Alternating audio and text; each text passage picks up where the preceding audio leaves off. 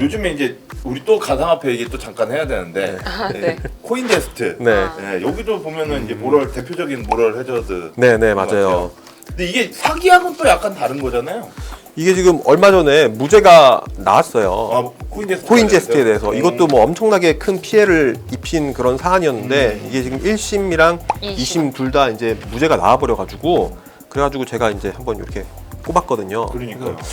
이게 일반적인 법 감정에서는 되게 이제 무죄에 대해서 이해하기 힘들 텐데 왜 무죄가 나왔는지에 대해서 조금 설명하는 뭐 그런 시간이 있으면 좋지 않을까 싶어서. 2년 전 한 거래소가 갑자기 폐쇄하면서 투자자에 100억 원이 넘는 피해를 냈는데 1, 2심 재판에서 모두 무죄를 받은 것으로 확인됐습니다. 투자금을 계좌 하나에 몰아받는 벌집 계좌 형태로 운영했기 때문에 처벌할 수 없다는 게 이유였습니다. 코인제스트는 신규 가상계좌 발급이 중단되자 고객의 돈을 법인 계좌로 받았습니다. 이른바 벌집 계좌를 이용한 겁니다. 그런데 법원은 이 벌집 계좌의 돈을 회사가 운영비로 쓰더라도 횡령죄에 해당하지 않는다고 판단했습니다. 계좌에는 고객 돈과 회사 돈이 섞여 있기 때문에 고객 돈을 특정할 수 없다는 이유에서입니다. 이 코인제스트라는 게 이제 2018년에 설립이 돼가지고 네. 그다음에 2019년 8월에 이제 그 출금 서비스를 중단을 한 거예요. 그게 뭐냐면은 내가 여기다가 돈을 넣어서 암호화폐도 있고 뭐 이렇게 있는데 이 암호화폐를 내가 이제 빼가지고 딴 거래소로 갈래라고 하면 코인을 출금을 안 해주는 거예요. 맞아요. 현금도 내가 뽑아서 갈래 이러면 현금을 출금을 안 해줘. 그럼 뭐 실질적으로 뭐 아무것도 할 수 없는 거죠.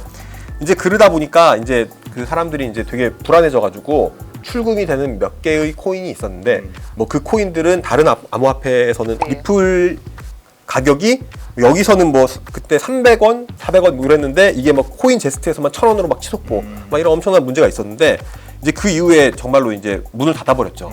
피해를 입은 이제 그 고객들이 코인 제스트 그리고 그 대표자를 상대로 이제 소송을 했어요. 근데 이게 1, 2심 다 무죄가 나온 거예요. 이제 1, 2심 다 무죄가 나온 이유가 뭐냐면은 고객의 돈과 회사의 돈이 섞여 있었다. 벌집 계좌라는 그 회사의 이제 계좌인데 거기에 고객의 돈도 받고 회사 돈도 받고 뭐 지출도 하고 이런 게 섞여 있었기 때문에 이제 무죄다. 이제 이런 식으로 이제 기사가 이렇게 나갔더라고요. 근데 그거를 이제 조금만 더 깊이 들여다 보면은 이제 그게 어떤 일이냐면은 예전에 이제 코인 거래소 같은 것이 이제 뭐 사기라던가 횡령이라던가 이런 걸로 해서 유죄를 받은 많은 사례가 있잖아요. 그 사례는 뭐냐면은 일반적으로 이제 회사의 대표가 회사의 돈을 빼서 내 개인적으로 이렇게 써버린 거예요. 그러면 이거는 횡령이 돼요. 코인제스트 사례는 뭐냐면은 대표가 고객 예탁금을 회사의 운영비로 썼다는 그 사실로 이제 기소가 된 거예요. 근데 이제 고객 예탁금을 이제 생각을 해보면은 증권사 같은 걸 생각해보면은 예탁금을 받으면 어쨌든 증권사의 돈으로 가버리는 거잖아요. 그죠? 만약에 증권사가 나한테 돈을 안 돌려주면은 그거는 민사상 문제가 되는 거지. 증권사가 고객의 돈을 횡령했다. 이게 안 되는 거거든요. 은행도 똑같아요. 은행도 만약에 뭐 은행이 파산해서 돈을 못 받았다 이러면은 은행이 이제 돈을 돌려줘야 되는 그런 의무가 있는 거지. 이게 은행이 횡령한 게 되는 게 아니거든요. 네, 그래서 이제 여기는 운영비로 썼기 때문에 이제 코인제스트의 대표가 횡령이 안 된다. 이렇게 본 거거든요. 근데 저는 여기서 코인제스트 사건 같은 경우는 소송 자체가 조금 시작을 할 때 좀 잘못 시작을 한 거 아닌가라는 생각이 맞아요. 네, 네. 그러니까 이게 왜냐하면 횡령이다, 배임이다 이렇게 접근할 게 아니라 사기 또는 뭐 다른 범죄로 만약에 엮어 들어갔으면 맞아요. 법원의 판결이 달라지지 않았을까라는 좀 생각을 하거든요. 저는 사기로 했으면 기소도 안 됐을 것 같은데요. 아 그래요? 네, 이 고의를 입증해야 되는데 네. 이 사람 처음에는 그냥 제대로 운영할 생각으로 이제 모금을 했는데 나중에 이제 모금한 돈 운영비 자체가 진짜 고갈돼서 네. 이제 고객 돈을 운영비에 쓴 거면 이건 사기의 의도가 처음부터 있었다고 볼 수 없잖아요. 오히려 고의는 없었죠. 그러니까 기망을 할 의사로 고객으로부터 돈을 받은 행위가 아니라서 사기는 안 될 것 같아요.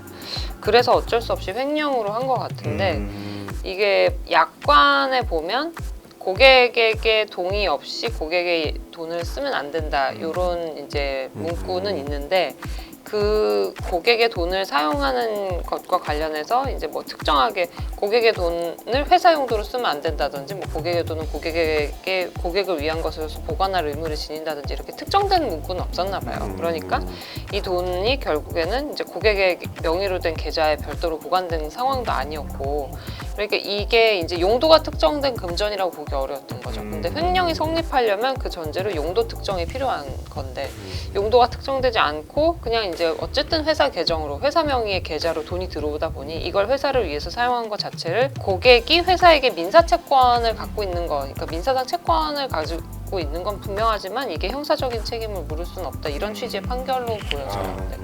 근데 저는 이 건 같은 경우는 이게 지금 일단 1차적인 문제가 벌집 계좌 때문에 벌어졌던 일이었고, 그렇게 돼. 2차적으로 이제 벌어지는 문제가 뭐냐면 특근법이나 뭐 이런 것 때문에 지금 거래소의 규제가 계속 되고 있는데 이렇게 법이 통과가 됨으로 인해서 지금 요새 말 많잖아요. 특근법 때문에 문을 닫네 어쩌네 이러는데 네. 그러니까 오히려 기획 사기라고 해야 될까요? 거래소들이 먹튀를 할 수 있는 빌미를 마련해 준 게 아닌가라는 좀 생각을 하거든요.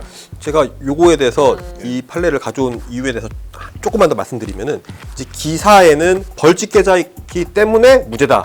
이제 이렇게 지금 뜬 게 많아요.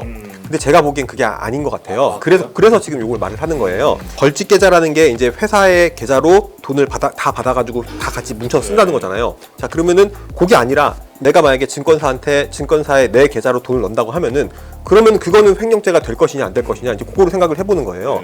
그럼 만약에 제가 제 명의의 계좌로 돈을 위탁금을 넣었어요. 그러면은 증권사가 그걸 받아가지고 증권사가 운영자금을 썼다고 치면은 그건 횡령이 안 되거든요.